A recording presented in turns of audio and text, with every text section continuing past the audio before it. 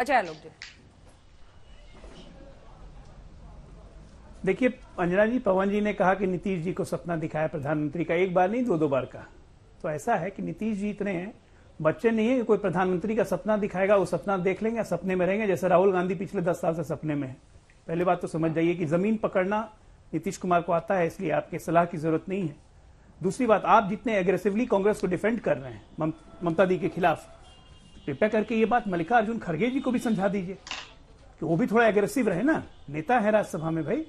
याचक का नेतृत्व कभी स्वीकार नहीं किया जाता पवन जी, याचक बन के नेतृत्व मांगिएगा ना तो ममता दी क्या, शरद पवार का भी आपको वर्षन याद होगा 3 महीने पहले वाला, ये लोग पुराने जमींदार की तरह हैं जिनका सारा खेत चला गया है, लेकिन आज भी यही कहते हैं कि ये मेरा था, ये मेरा है, ये मेरा है। गलती आपकी है, इसको आप लोग मानेंगे नहीं। बिल्ली को दूध बर्तन में सजा के दीजिएगा तो बिल्ली दूध पिएगी ही। कांग्रेस पार्टी ने ये काम किया है, दिल्ली में अरविंद केजरीवाल के लिए किया है, पश्चिम बंगाल में ममता के लिए किया है, तब छाती पीटने का क्या फायदा है। और जहां तक रहा बीजेपी जेडीयू, हम पे क्यों नाराज हो रहे हैं भाई, एनडीए न 3 में है न 13 में है, लड़ाई आप लोग दोनों की है। आप लोग दोनों एक दूसरे को नेता मानने को तैयार नहीं, कोई पुराना जमींदार कह दे रहा है, कोई विदेश में भेज दे रहा है, गुस्सा आप हम लोग पे निकाल रहे हैं।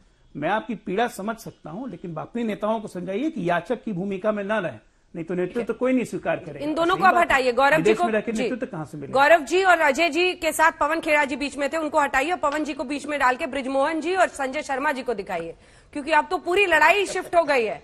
हमें हटा दीजिए। संजय बाबू, ऐसा खेला, ऐसा खेला, कांग्रेस पार्टी पर ही खेला कर दिया।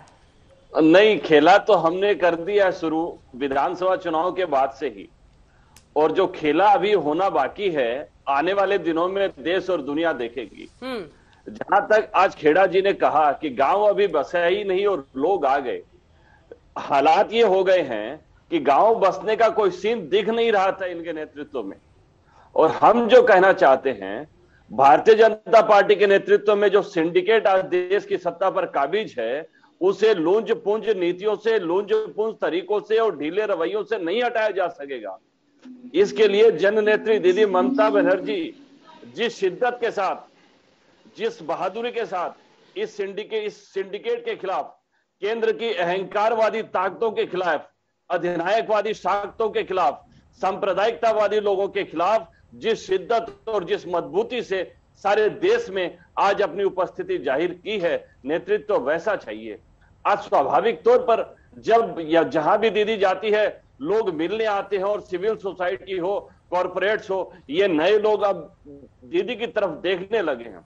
दीदी ने क्या कहा, दीदी ने कहा कि कांग्रेस नहीं करेगी, अगुवाई नहीं लेगी और उचित तरीके से केंद्र की सरकार को जवाब नहीं देगी, जनता को जागरूक नहीं करेगी, तो हम कब तक बैठे देखते रहेंगे। हम बैठकर तमाशा नहीं देख सकते। हमें 2024 का जो चुनाव है, जो देश के आने वाले भविष्य को, देश की आने वाली पीढ़ी को एक दिशा और दशा देने वाला चुनाव है। इन चुनाव में हम मूक दर्शक होकर फाइट नहीं कर सकते। तो इस क्या चुनाव संजय के जी, प्लेइंग संजय जी, 11 में प्रधानमंत्री बनना चाहती हैं ममता बनर्जी? सीधा सपाट सवाल आपसे पूछ रही हूँ, क्योंकि जुलाई में आई थी तो कहा था, सुनिए ना सर, सोनिया जी को कहा था कि अच्छी मुलाकात रही, चाय पर चर्चा हुई, एकजुटता की बात हुई, और ये नवंबर आते आते अभी तब शुरू हो गया। जी देखिए, अभी तक न तो दीदी ने और न हमारी पार्टी ने कभी ऐसा कहा कि हम दीदी प्रधानमंत्री बनना चाहते हैं या हम ये चाहते हैं।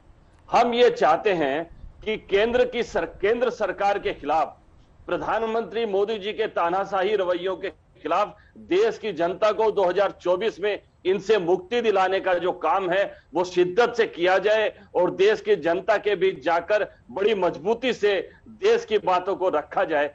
इस कामों में कोई ढिलाई नहीं बरती जाएगी। देश की जनता को इनसे मुक्ति मिलनी चाहिए, और एक नई सरकार, देश को एक करने वाली, जोड़ने वाली, प्रगति लाने वाली सरकार केंद्र में चाहिए। हम उसके लिए काम कर रहे हैं। और ये जो झांकी है, आज हमें ये कहा जा रहा है कि हम छोटी पार्टी हैं, हम रीजनल पार्टी हैं, लेकिन इनको मालूम नहीं है कि दीदी ने 2021 के विधानसभा चुनाव के बाद दीदी के प्रति देश में जो रुझान है, दीदी के प्रति देश में जो लोकप्रियता जिस तरीके से बढ़ी है, आने वाले दिनों में हम एक बड़ी ताकत के रूप में उभरेंगे। गोवा और त्रिपुरा में 2022 में इसका ट्रेलर देश और दुनिया देखेगी। ठीक है।